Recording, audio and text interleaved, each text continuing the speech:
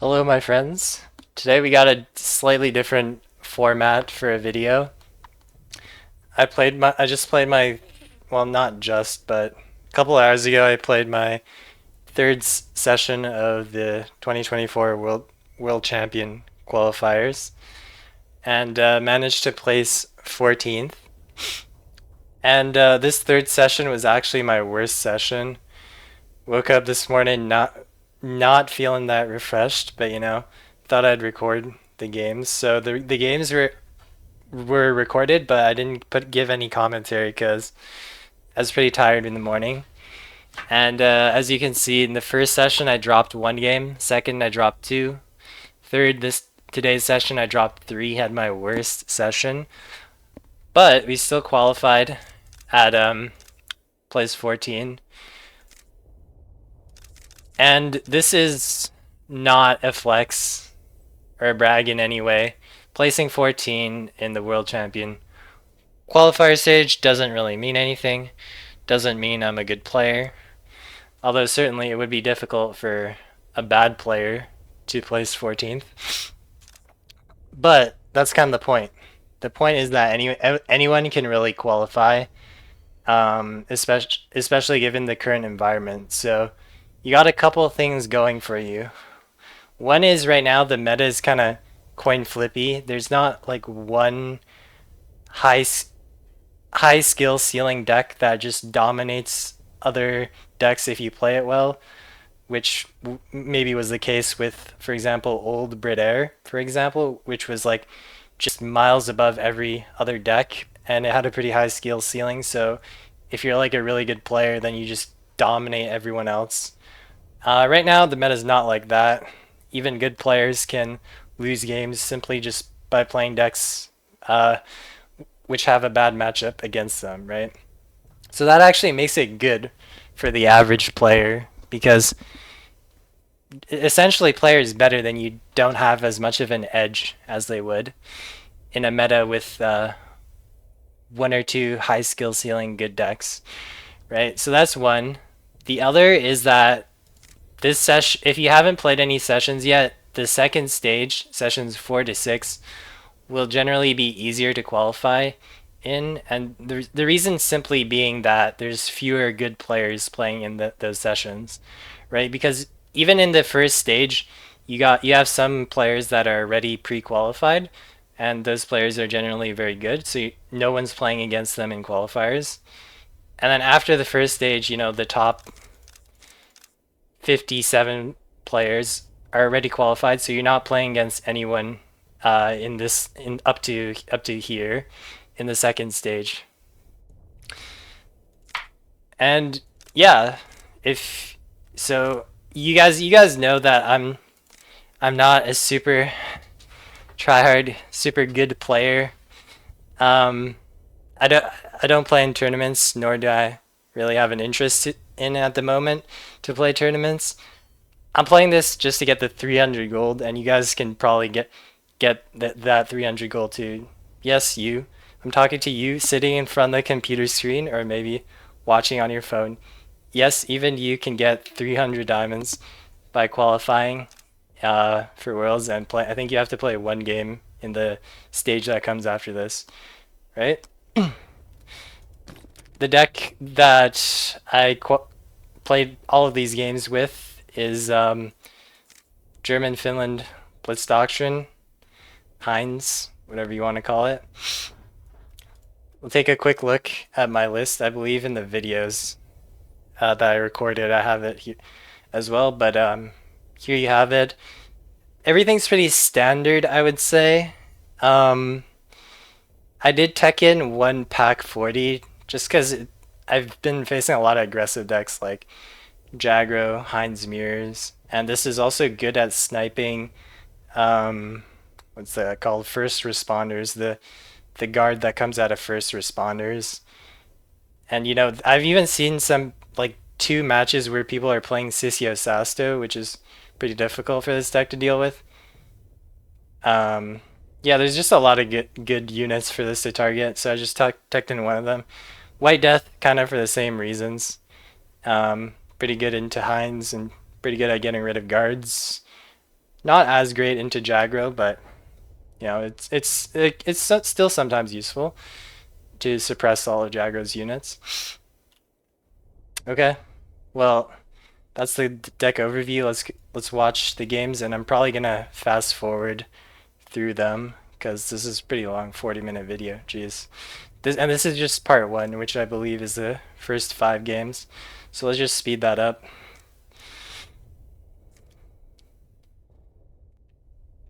So first game against Jagro. Blitz Doctrine going second versus I said Jagro. I mean, it's Japan, so technically we don't know it's Jagro, but if you're playing in quals or ladder in FM, it's like 90% gonna be Jagro. So going second, you definitely mulligan Blitz Doctrine. Going first, probably as well. A little more of a toss up there, but yeah. Keep all your 1-3s. This is pretty standard. You know, not a very hard mulligan. Excuse me. So our Cyan's pretty good.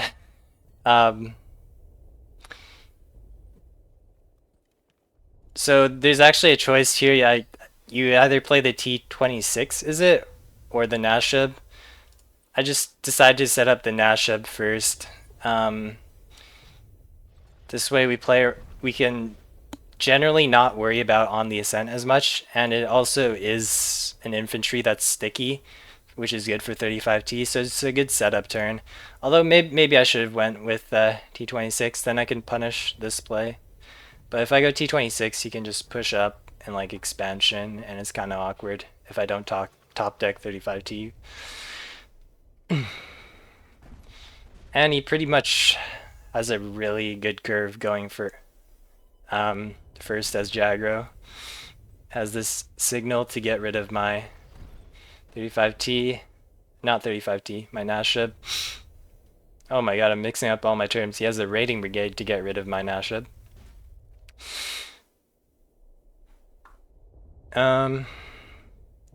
Here I should have played around.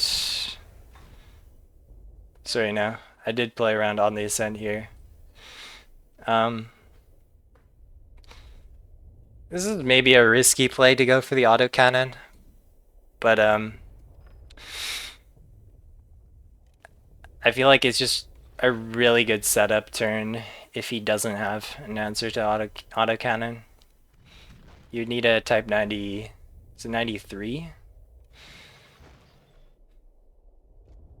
So I pushed my 1-3s to the front line to protect my autocannon. In this matchup, you can see like you just don't have the tempo to play Blitz Doctrine, so it's actually really bad that I have 2 of them in hand. It's a pretty dead card. He has a Desperate Measures, which allows him to clear most of my units. It's kind of worst case scenario. Because generally, if you have 2 1-3s in the front line, it's really good. Pretty hard for Jagro to deal with it. But he does, and this turn's a bit sketchy. I was thinking of, I think it was either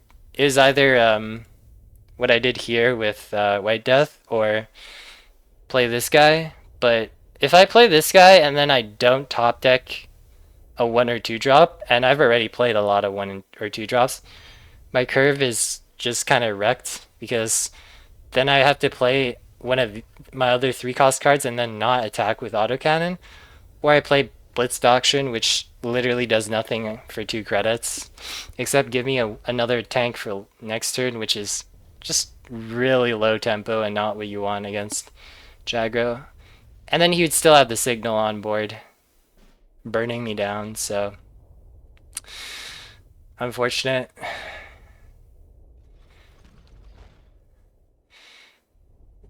And then again, I don't draw into anything good, which is fair, I suppose, because I went through a lot of my 1-3s already. Just a pretty bad turn overall. And I can't really erase him and go face because 16 is a lot of health. So I feel like I had to play for board control here. As added the mist to answer my autocannon, and then also put a 5-5 tank, 35T in the front line, which is pretty bad. Things are looking pretty grim.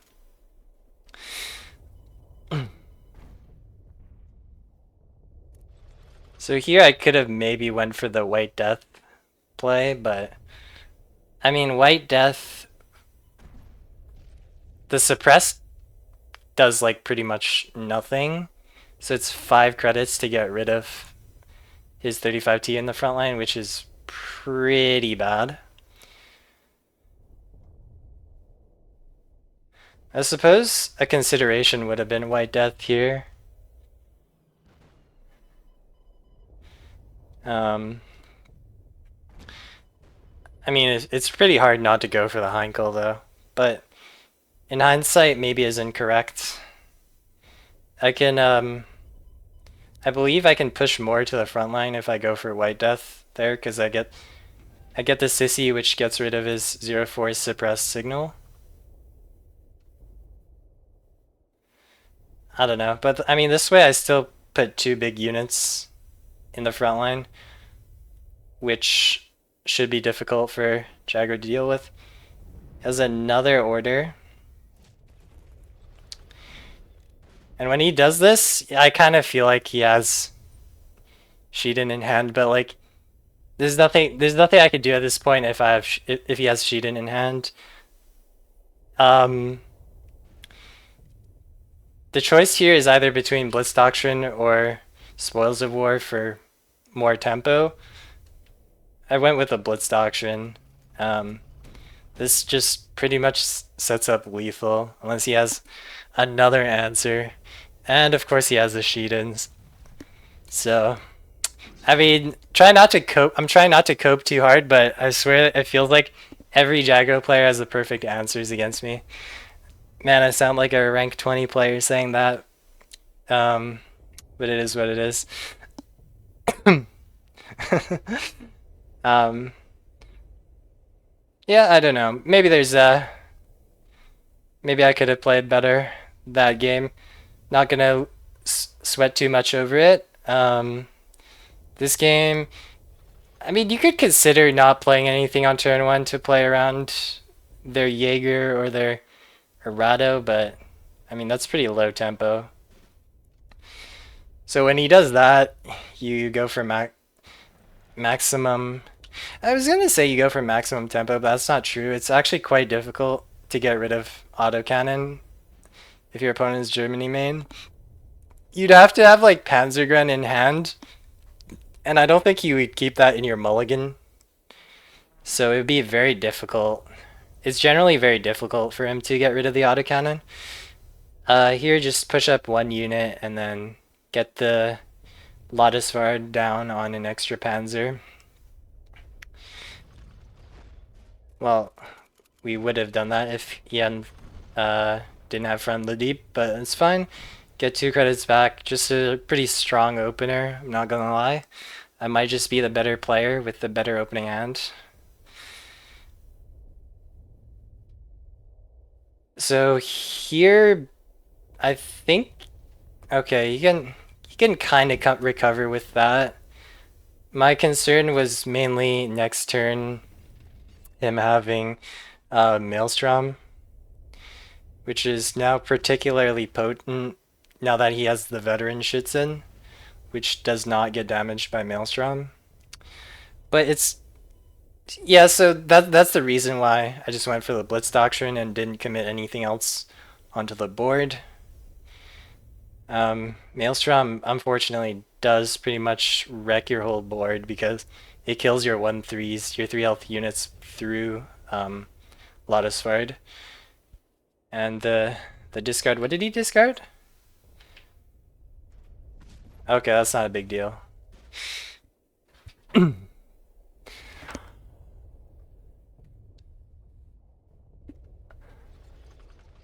So here again, we're just playing around Maelstrom, which is his main way back into the game if I like overcommit onto the board any Maelstroms. So put a 5 health unit onto the board. And we are going to go with still keep up the pressure a little bit, you know. Not going to hold back too much because he's obviously getting a massive credit advantage. And he has a massive swing turn next turn with that Enigma. Yeah, I think just go face. We have another Blitz tank. Our Panzer 3J next turn can hit face from hand, so he needs to clear the board and deal with the front line.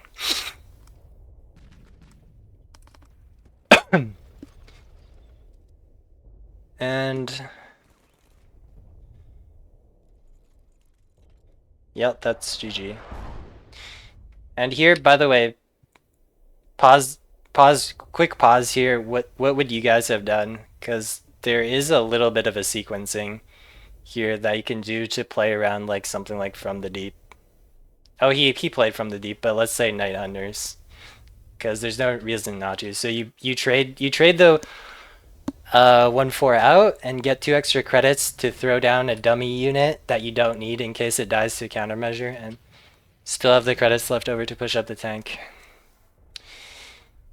Alright, on to our third game already.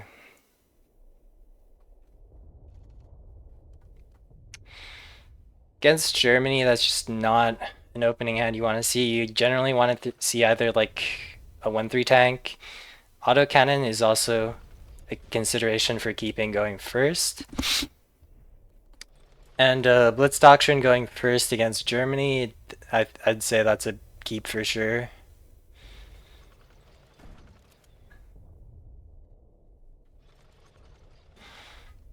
So he's also playing a tank-based deck. It looks like Japan ally Heinz. So I'm just gonna go for the value trades here. It's generally quite difficult for Heinz to recover from a large deficit on board. The main way to lose is to like go face and then he buffs up his tanks and gets his own value trade, and then I can't come back from the board deficit after that. We do have a fairly strong opener. Nothing too crazy in my opinion, but it was a good opener. We are out of cards now, and of course we're drawing the perfect cards to curve out going first. Simply the better player. It is what it is.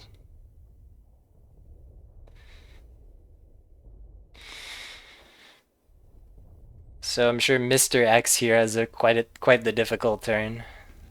I've tested that card out. I don't think as good as this guy. It's just a bit too slow. So here, like, not really too much to think about. Just go face. Put him to 2. White Death, not that great of a draw. We're just looking for a Blitz tank. And I believe here he actually does a pretty good job of swinging the board down my favor. I suppose there's a little bit of a consideration to play around hit the draw point, but like I'm not gonna play around hit the draw point there. I was literally thinking about that, like hit the draw point as soon as I top deck that, but you know, like you're not gonna play around hit the draw point and go face with a 1-3 instead of going for lethal there.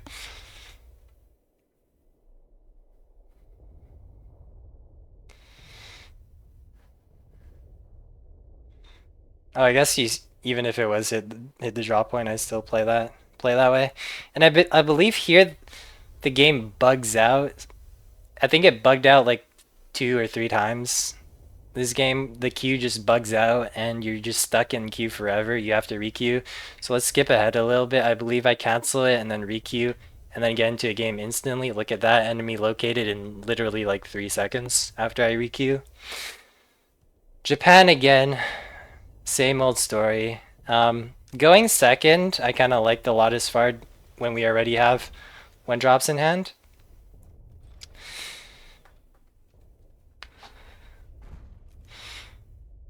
Because Lotus Fard is a pretty good swing card. Unfortunately, he does go first with the Type 94, so my 1-3 actually equal trades into that, which is unfortunate. Here, it's an odd kind of turn. If I go for the 35T, he just gets a value trade with his 1-3 Jaeger. He could have an answer to this. Audacity is a 50-50, and I haven't seen too many honorable deaths. So his main answer is that Type 93. Keep forgetting the exact number. But yeah, which is fine. It's a 2-for-1 trade still, and I get to do that this turn. Has another Jaeger to trade out.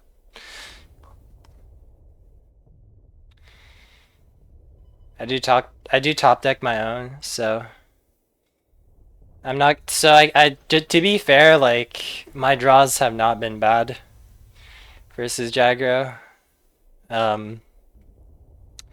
I should have played around on the Ascent. Let's look at that. I probably should have played around on the Ascent a little bit.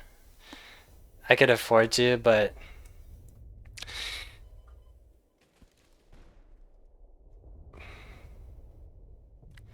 I don't know. I was kind of weighing it because if you play around on the Ascent, it's a lot slower tempo. And I don't know if you keep on the Ascent in your opening hand versus Germany, because I could be like, for example, the US version with like more ramp, more mid-rangey without so many like one attack units. So I don't know. It's a toss-up. I was considering playing around on the Ascent, but yeah, you kind of have to weigh the expected value. Like, how bad is your board state if you play around on the Ascent versus how good your board state is if you play around on the Ascent and they don't have on the Ascent. But he has on the Ascent with on 3 units, which generally means I lose a game. Bit of a Blitz Doctrine last there moment, although probably doesn't change anything.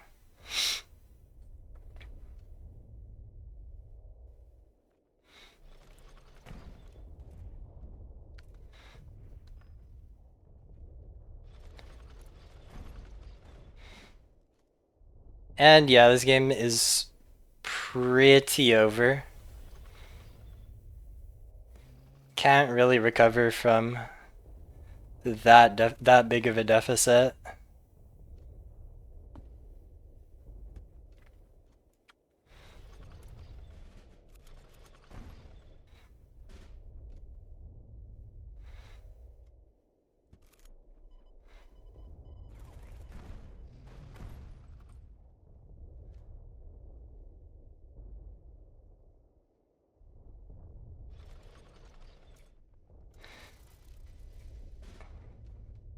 And his hand actually doesn't have any immediate answer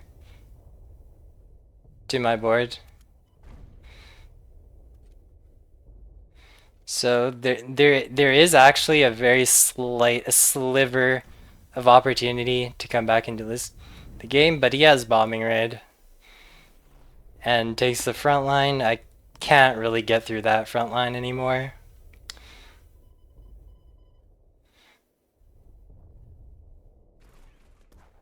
Oh, I guess White Death actually does something there. Here.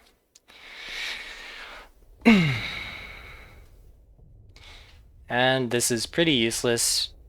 Here you're just looking for one of the 4-cost Blitz tanks. Don't get it, although there's a good chance even if I do get it, I don't win the game. Oh, look at that. I actually would have won the game if I got one of the 4-cost Blitz tanks. That's wild. Yeah, I would have been able to go face with the Panzer 1A. So I missed the 2 4-cost Blitz tanks for lethal. And I remember this. I was a bit tilted and looking after this loss, looking at my deck list. I was like, should I like put a comment there? Should I like change it up? This self-doubt starts to creep in a little bit.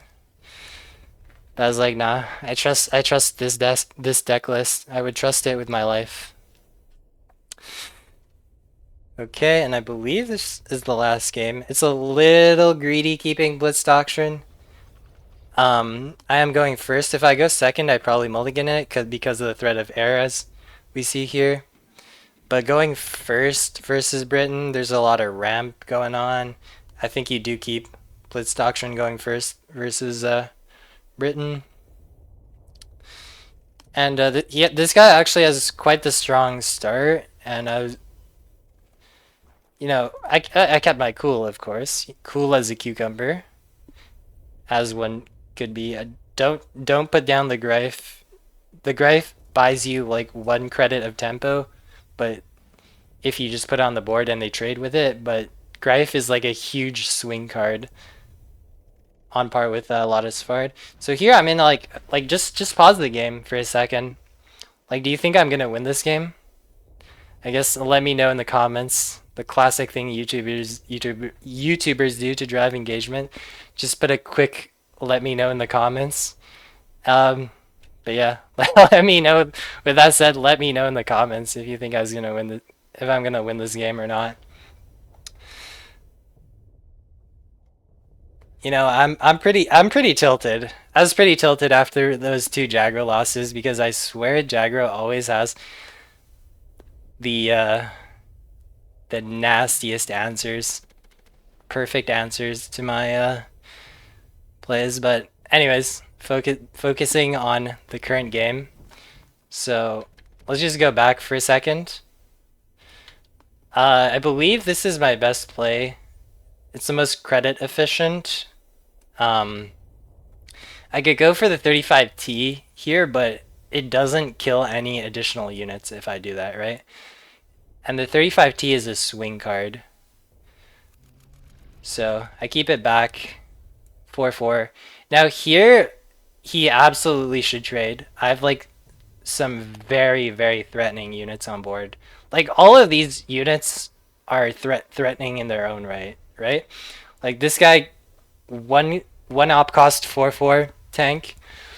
That gives sorry, excuse me. That gives other non-blitz tanks, which non-blitz German tanks, blitz, which I have a couple of them. One of them is in hand, the Panzer 3H. So this guy, like as of the board state right now, this guy can come down as I have blitz doctrine, right? Right, I have contest doctrine rather. So this guy comes down as a 350 op cost tank right now, given the board, that can move to the front line and become a 4-6. This guy has 0 op cost and is buffing other tanks in the front line. This guy is allowing for massive swing turns by reducing the op cost of all my tanks by 1.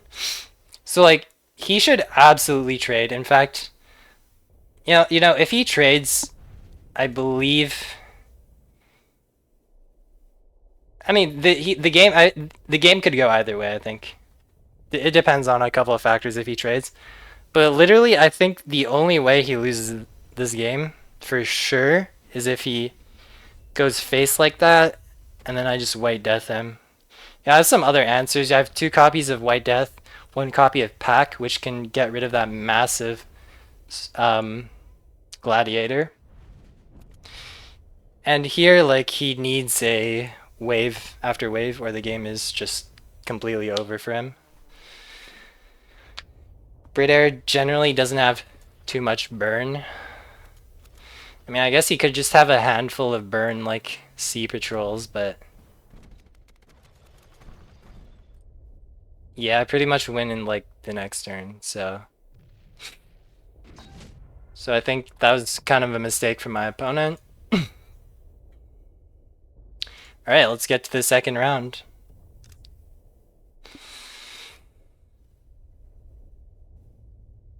Am I still at 200? 2x speed, rather? I am. Now I am, rather. So US, I generally like keeping Lotus Fard if I already have 1-drop tanks in my hand going second, because it does allow you to put a lot of pressure early on in the game like this. And this hand is quite good. In fact, it might have been a bit greedy keeping the 3 cost Panzer. Excuse me. Throat is a little dry.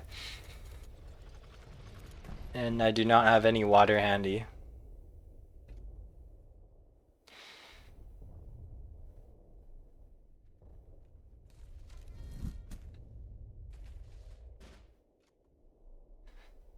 So I think you definitely trade here.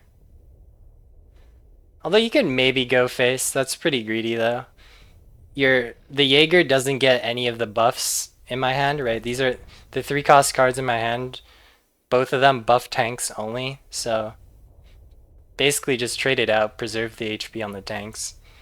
And we just top deck lethal like a boss.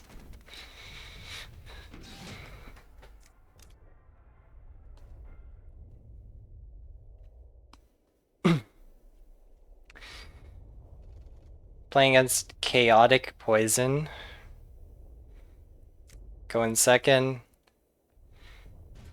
Send him a low because I recognize him from J-King server, Discord server. It's a pretty awkward to play into. So the Pathfinders is pretty bad for me. You can see here I'm like thinking about how to deal with it. I mean, there's maybe a play where I push up 2 1-4s and just go face, or even trade out the 3-2.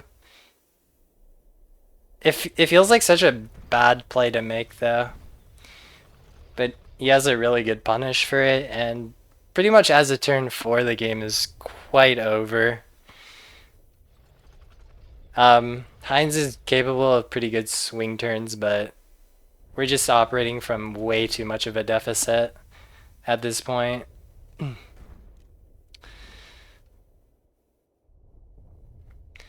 All my plays here kind of suck. White Death, get rid of the US unit in the front line to prevent Sherman draw, but like he's gotten massive value out of the 2-1 draw dude at this point.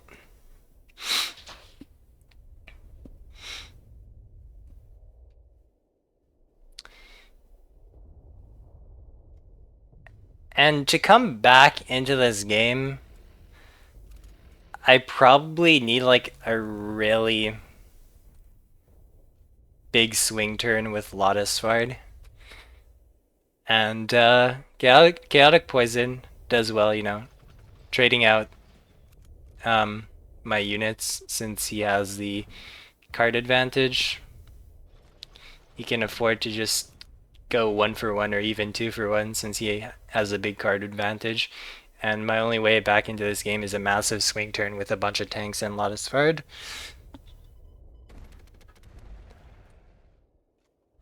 So put down the autocannon. It should be quite difficult to deal with, but it's a little too late in the game for autocannon to be like too much of a factor, because as you can see, you can just put a massive amount of units on board, and there's not too much I can do about it. I don't think there's any play that lets me keep the autocannon on board, so just have to go for the contest doctrine.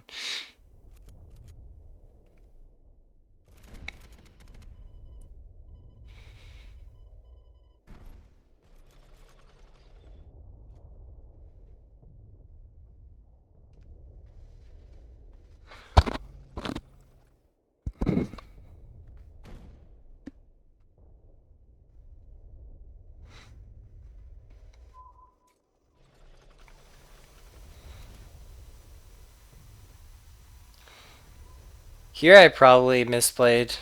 I should have went for the 3H first. Yeah, I think this is the moment where I realized I should have went for the 3H first. I should probably also go for the Jaeger regiment.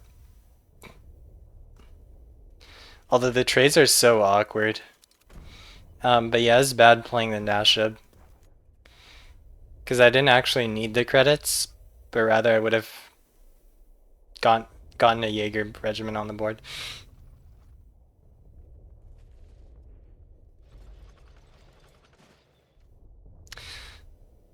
Although, I think the game is pretty over anyways, because he just has a lot more resources to work with. He has triple Sherman and down, so even with context doctrine value, can't really compete with the amount of cards he has.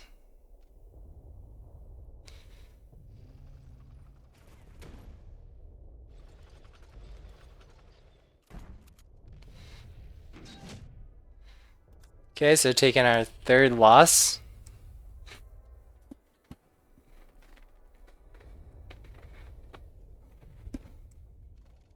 Playing against Japan again. Yeah, against Japan, you generally keep your 1-3s. Keeping Heinkel is a bit greedy, but I am going first, so probably do have the tempo to play it. Then he just slams down the puts down the Sissio Sasto. I've seen like 2 people playing Sissio Sasto decks recently, which is honestly 2 more than I expect to see, but we have both. We have 2 out of 3 answers for Sissio Sasto in the deck. Here, there's actually a little bit of a choice. There's like 3 options here. Just straight up develop more 1-3 tanks onto the board. But that doesn't curve out very well. My 22nd infantry gets traded out by his Nate, I believe, is 2 unplanned. I could also go for the double unit suppress White Death, but again, his plane just trades out my Sissio Sasto, so I don't really get that much value out of it. The consideration to not putting Pack down is because we know he's probably playing a salvage deck, and that unit is actually pretty nasty against my deck.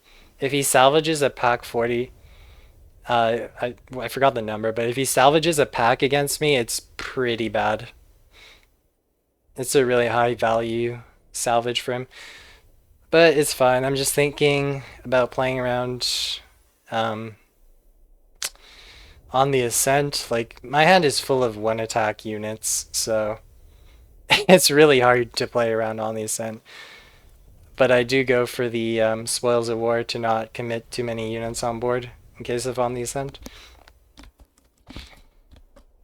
There is a world, I guess, where I play the KFC truck to buff one of my 1-4 units into 2 attack, I guess, to play better around on the Ascent. But I mean, like, there's no Blitz Doctrine there's no Contest Doctrine active, so it's just a 1-1, and that dies easily to another Out of the Mist, and then he can just still on the Ascent my board.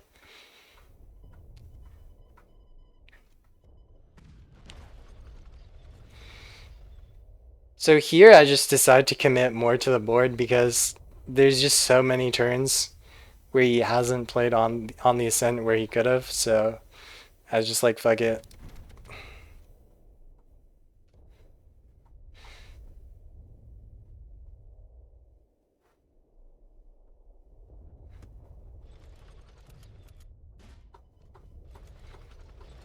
And this is just quite the overkill with Blitzkrieg.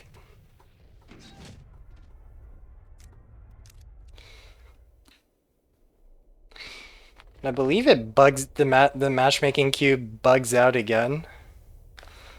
You fast forward a bit, yeah.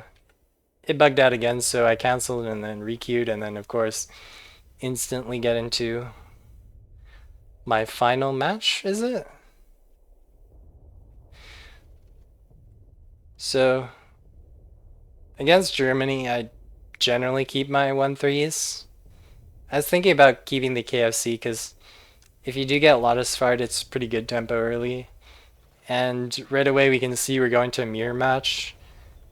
Gonna put the non-blitz units down first. Pretty standard. We kind of have the same opener.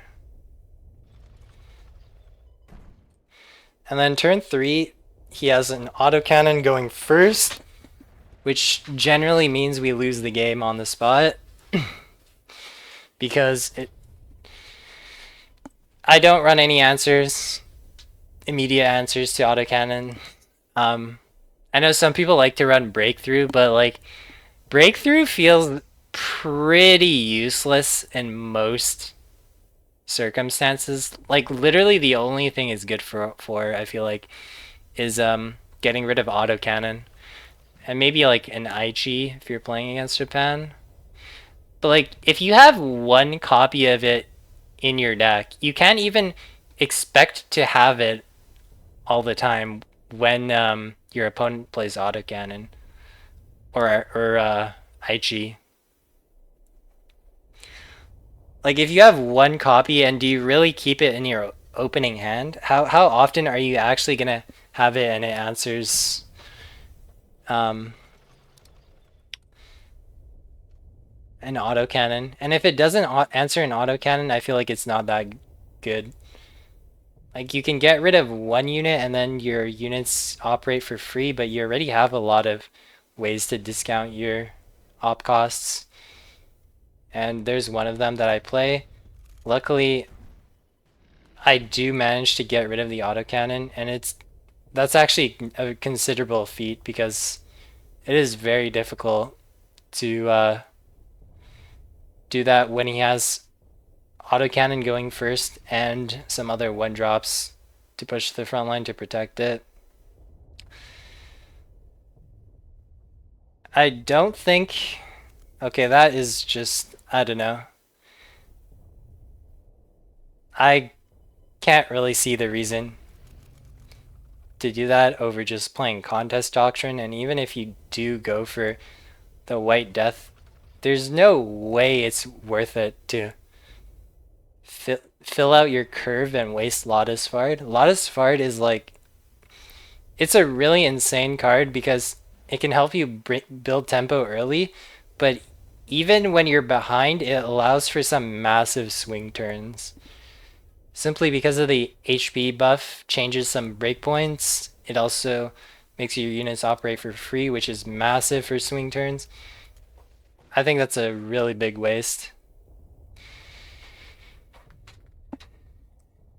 And here I think I do trade. The way I lose this game is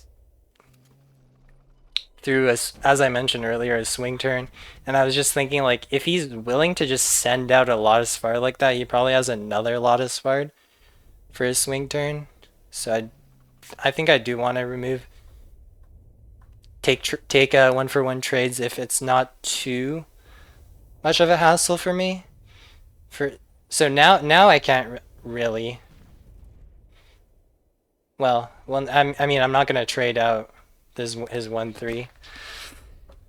So now's about the time I start going face, and you can see that the pack would normally get pretty insane value. I just haven't had the opportunity to play it, but I mean the opportunity to play the pack will come if you're playing against Ger-Fin Heinz. It's kind of an inevitability. Second white death, not a huge deal.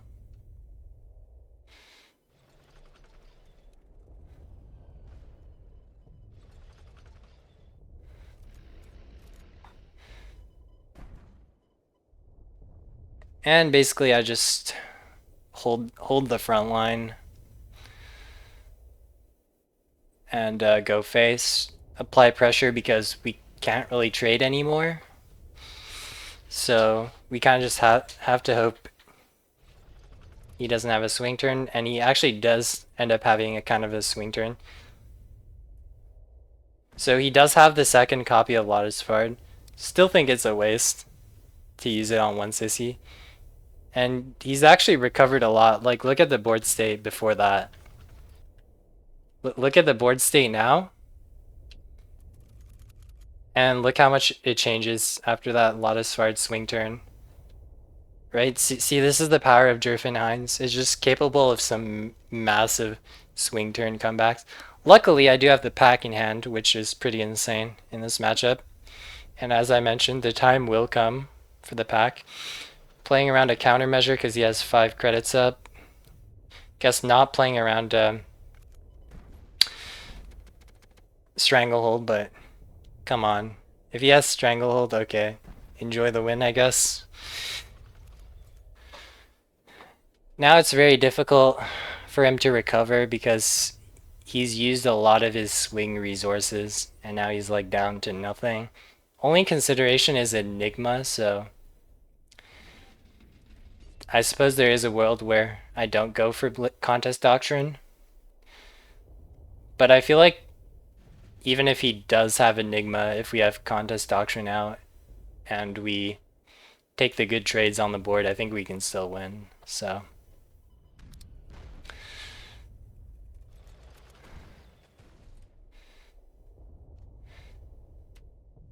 if he has Enigma here, it's kind of sketch. The situation becomes a bit sketchy, but you know, I sound like a broken clock talking about swing turns, but like he's used a lot of his swing resources, so I think we can still win. And he's down both of his white deaths, I imagine. So the Panther D actually might have clutched if he had Enigma and the game went on. So placed 12 and then um, dropped 2 ranks down to 14 after all the quals matches finished. So once again, here's the deck list. I'm not sure how informative the video was. I mean, the whole point of the video was to be informative, but also to encourage my lovely viewers to go and play in the World Champion Quals. You can see that, you know, you just need a good deck, play decently. You can easily place into the top, was it 128, 126, and claim that sweet 300 diamonds prize that you get for being in the top 128, or whatever number that is. Yeah, 4 of those in a row, and you can even get that Luftwaffe watch that costs 999 diamonds, if that's ever coming back. Yeah, back to the deck itself. I do think Ger-Fin Heinz is the most consistent deck right now, although that doesn't mean you still won't like lose games and get blown out by random stuff from time to time. But I feel like it's better compared to other decks in terms of consistency, which I enjoy. Goal of this deck is primarily to just develop a strong board early with 1-drops and then Lotus Fired. Pressure your opponent early if you can. If you're playing against a slower deck, if you're playing against a faster deck, you want your 1/3s, you want to take value trades, and yeah, close out the game with your various buffs, tank buffs. You do have a little extra gas in the tank thanks to Blitz Doctrine, so you can definitely go the mile even versus ramp decks, for example. You can just like play double Blitz Doctrine and then even outvalue ramp decks occasionally. Yeah, those are the games. Hope you enjoyed them, and maybe I'll see you in the. I forgot what the format of the bracket is for top 128, but maybe I'll see you there, and maybe you'll knock me out like a boss. So GG's for the qualifiers, and see you next time, I guess.